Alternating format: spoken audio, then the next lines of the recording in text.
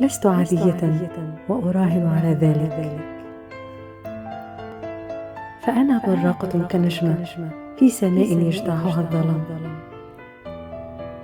وكلما زاد الظلام في ليلي زاد سطوع نجمي سطوعا. فأنا قصة قمر يكتمل جماله بالبدر، وإذا جارت عليه لعبة الحياة وكسر مضى بعدها هلالا لامعا متعاليا، ويعود بعد كسره بدرا متكامل النضوج جذاب الحضور،